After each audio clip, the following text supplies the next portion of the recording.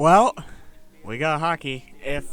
If I spring up very, very quickly and there's a cut, a very, very sudden cut, not one of my actual planned cuts, it's because I'm watching the USA game. Because this is getting recorded like 20 minutes after puck drop. So, if that's a very random cut, I'm sorry the USA scored. Even though it's already 1-0. So, off of that tangent, there's Pioneer hockey. Now, immediately to the stats to watch. While in those stats, even though they have the second-ranked offense and power play in the nation, led by Nick Cyprien, who has 38 points, and you also have Michael Roby, and he is another big producer with 35 points. He's up there nationally, plus a couple other guys. Roby has 6 power play goals. Plus, they have strong performance all season from Cameron Kuntar. I think his record is 14-2, and he's playing very good hockey. These are guys I'm all going to bring up later, but the thing is, you also have the issue of they have a very low strength of schedule, 88th, bottom 3, and you're facing a Pioneer team who shoots a lot. You have 3 guys that produce well in the power play, though it's struggled recently. They stay off the penalty kill, 72nd in PIMs per game. They do well when they're leading late, and they still have a high value or high producing offense, even though they've played a very tough schedule. So that's what you face. So, of these 3, you have Cyprien, Roby, Kuntar. Cyprien is a name that most fans will probably remember. Roby, maybe. Kuntar, possibly. Now, you have Cyprien, who he's produced well, more of an assist getter at the moment. As compared to Roby, he has more goals. So, it's kind of a 1 and 2, a yin and yang. 38 points total for Cyprien is 5th in the nation. Roby's is, I think, top 15-ish, 15, 10 maybe, in the nation. Plus, he has 6 power play goals, which aids one of the best producing power play units according to the numbers. Problem is, they also, well, I'll get to this. Plus, you have Kuntar. I got a little ahead of myself. 12-4, 948 save percentage, and a 184 GAA. All of those are very good numbers. I think the GAA and the save percentage are both top 10 in the nation. If not, I know the GAA, no, it's the save percentage is up there. But all of them have played well. Kuntar famously is someone that I was yelling for last year because he was the backup. But now you have these 3 on a team that looks good on paper. The problem is they're 0-2 against Geneseo. They also played Haram 4 times. Sorry if I just hurt anyone's ears. 4 times. They played them so much. They have a low strength of schedule. They don't play a lot of good teams, and that's a problem. So then you have a little bit of inflated stats, which I think they are definitely a little bit of inflation in those stats. And then what do you get? You get a team that looks a little better on paper than they do on the tape. And tonight is going to prove that too, because I think Geneseo games prove that. And then on the other side, you have the Pioneers. Now this putting up is what I think the lineup will look like, not what I hope for it to look like. This is factoring in that I think Longhe's probably still not going to be there. I'm assuming he's hurt because he hasn't been in the lineup in a while. And it's assuming everyone that is in the lineup is healthy and good to go, other than Longhe. I mean, there's a lot of production out of this team. The second and third line are basically line 1B, 1C. And when the fourth line wants to produce, it's there. I assume Curtin will start tonight. I just realized that Murph's name is a little off-center. My bad. But I'll go back and center that. I don't know if it'll be in the video cut, but it'll definitely be when I post it.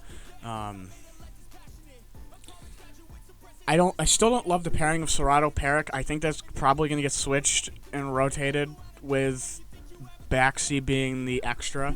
You're going to see it change and probably stay changed.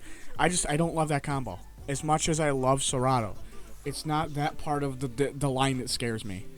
Um, I still think him and Brighton, and then Perrick and somebody else, anybody else, because everybody else is somewhat bigger, is the pairing. I think that's probably the not the greatest idea for a pairing, but I'm also not a coach, so take my opinion with a grain of salt. I'm probably completely wrong and don't see something that a coach would see. But this is a team that I feel like is going to go out, and this is going to be that, all right, now we're mad. Geneseo didn't go the way we wanted it to. Now we're just going to kick. We're going to kick you so bad, drop kick you, that you're not going to get back up for the tournament. Yeah, that was. I tried to think that one out. That one I almost said something really dumb. I almost messed that up.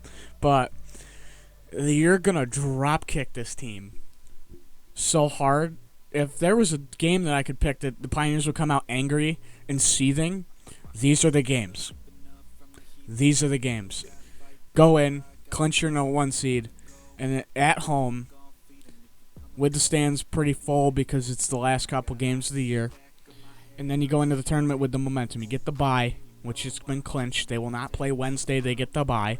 They play the lowest remaining seed if they win one of these two games.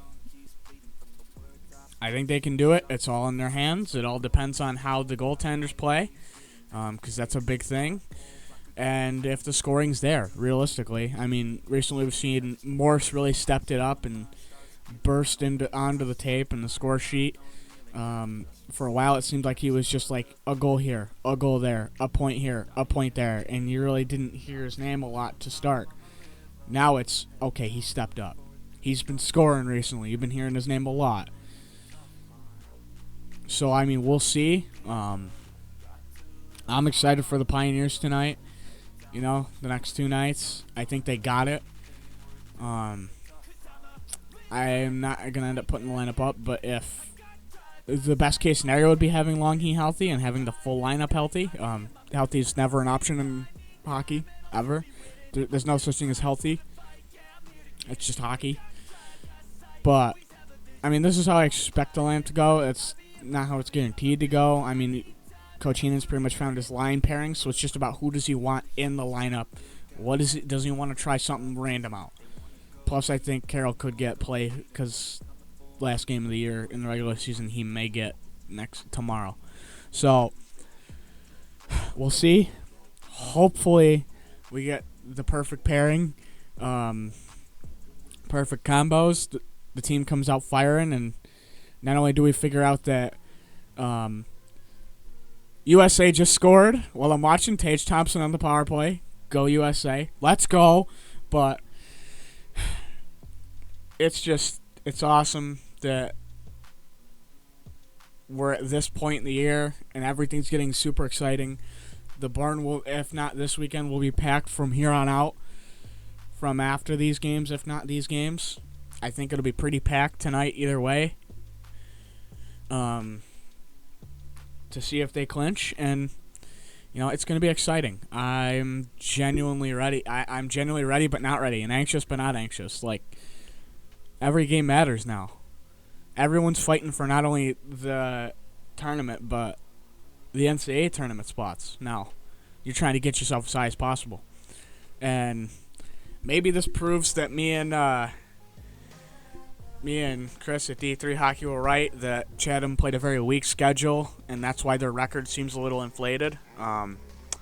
Even though a former player and a couple people did not like that thought at all.